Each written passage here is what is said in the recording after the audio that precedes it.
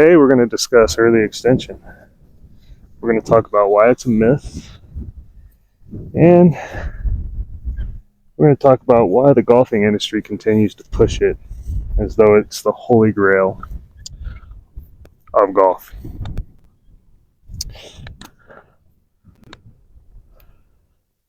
So early extension is a myth, guys. Early extension is a very natural movement that counteracts the force of a golf club moving around the body from a high point to a low point. It's that simple. You can either turn the corner to make the club that's moving in this direction go online, or you can go hump. That's natural. There's nothing wrong with it.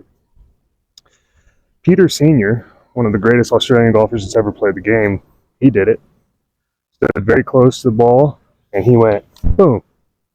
And I'll tell you right now, there's nobody that would talk about his ball striking in any kind of negative fashion. He's still playing out there on the senior tours, tearing it up.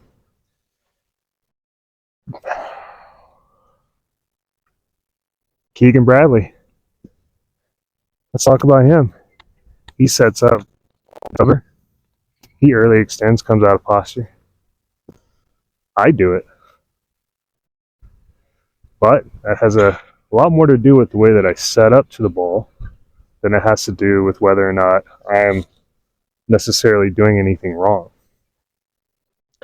The golf industry wants you to think that the golf swing is some kind of complex movement, some complex athletic movement that requires supreme technique. But how many guys have you seen shoot the basketball different ways?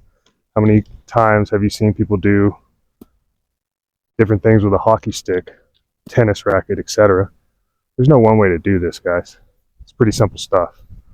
So for those of you that are following the early extension BS, keep trying it and waste your time. For those of you that actually want to understand the proper way to swing a golf club, regardless of whether or not you early extend, stick around. So why would the golf industry create a myth? Something like early extension. Well, it's because they need gimmicks, guys. They need a way to sell stuff to you guys so that you feel like you are inadequate as a human. It's unfortunate, really. Like, the mindset should be more along the lines of you're a supercomputer with a robot attached to it that can do anything, literally, if you put your mind to it. So if we take our supercomputer and we tell it, hey, this mass moving around us needs to go in a straight line, give that computer a little bit of time, give that robot a little bit of time to work things out, it'll build neural pathways to make it consistent. And we've seen all kinds of golf swings work. Look at Shane Lowry. There, go over the top move. Major winner, right? We've got guys that pause at the top. We've got guys like Justin Thomas that jump, right? All these different things.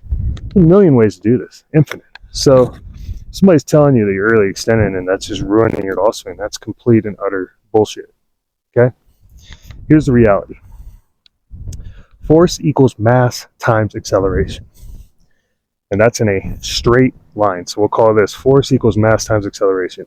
As this club is moving, it's going to apply a force to this golf ball because it has mass and it is accelerating. Simple. Easy stuff. Physics 101. Newtonian physics. Even easier, right? A body, once struck, once acted upon, will react, right? We know that basic law. That's another Newtonian law. But what happens when we make it three-dimensional and we start adding vectors, right? We're sending that force in a certain direction. What happens then?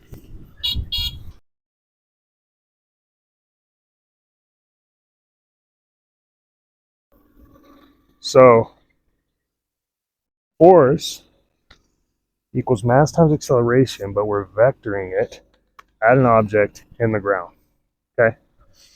Well, if we do that, all that force that's applied is going to get bled out over this arc of acceleration. Again, the vector, if we're sending it into the ground, we're sending the force into the ground. That's not what we want. We actually want to send the force towards our target, right? So in order to best do that, we have to counteract that force, right? If that force is coming down and around, it wants to go that way. So what muscles in the legs and the body for that matter do you think are going to counteract that? What's the posterior chain? All of it. The rear delts, the scapula, the back muscles, the glutes, the hammies, the calves, all that stuff. So what happens when we jump? Right? We're counteracting the force of gravity. No different. Boom, right? The only difference is we're going to invert that. Instead of gravity, we're sending a force towards the ground. So what do? We jump out of the way. That's how long drive guys do it, right? They just do it with incredible speed, right? Incredible force applied to the ground to counteract it. So now we know we got force, mass, acceleration on a vector heading in a certain direction. What else do we have to think about? We have to think about gravity. We have to think about friction. All these different things.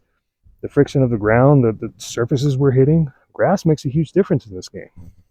So all these things interacting, it's one big science equation, right? If we take that and we add a little geometry in, right? The angle of the shaft, given how tall you are, your body posture, all these things. What kind of shaft you have? How much does it deflect, right? How much does it toe droop? How much handle raise are you going to have to do, given the mass of the toe and the amount of offset? All of these things have to be thought about when hitting a golf ball consistently. But we don't need to think about it while we're doing it. We need to program our supercomputer to tell our robot what to do. So if you're early extending, that's fine. The only thing you're doing wrong is you're trying to send the mass into the golf ball from here instead of send the mass into the back of the golf ball from here. That's the difference. So that's where a lot of people get this screwed up. They think that you're going to hit the golf ball like that, like you're going to send the mass directly into the ground. That's not what we're doing. That is what causes early extension, because you have to get out of the way to make that happen. Okay? So let's look at the two differences of intention. So my first intention, I'm going to try to send the mass into the golf ball, into the ground as hard as I can. I want you to watch how my body reacts to that. From right here too, from the very top.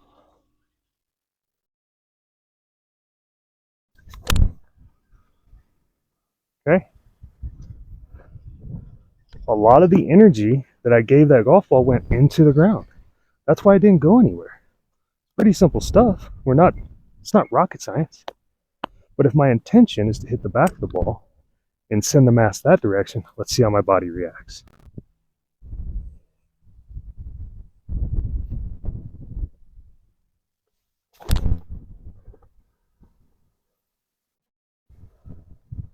Okay, it was a touch thin, but look how much further it went. Picked up 10, maybe 20 yards on that shot simply by changing my intention. Instead of trying to hit here, I was trying to hit the back of the ball through the ground, through my target, in front of me. Okay? So when people are talking about early extension, nobody gets it right.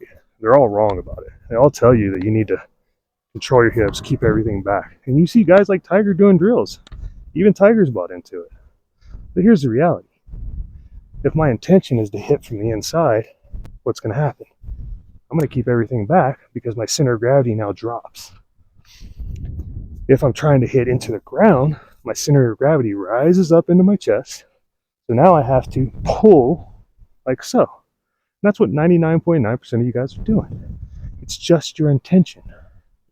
So work on having your intention sent towards your target, which in this case is the left bunker on that orange pin. Let's see what that looks like. Just like that. You probably even noticed the difference in sound. And it went right at my target. George Knudsen, probably one of the greatest ball strikers to ever live, in his book, he said, The reason he became a good ball striker because there was a huge flagpole at the very end of the driving range. And he would work with that every single day. He literally would hit balls right at the flagpole. That's all he thought about. So, why did that work? Why did Mo Norman say that all he was trying to do was send his club down the fairway? Like so. Todd Graves talks about this. It's pretty simple stuff, guys. The intention changes the golf swing. And if your intention is correct, the physics and geometry and biomechanics will change to work with that. Okay? So from here forward, don't try to hit into the ground, guys. That's not going to work for you. The key is to hit towards your target. All right? Good luck. We'll see you next time.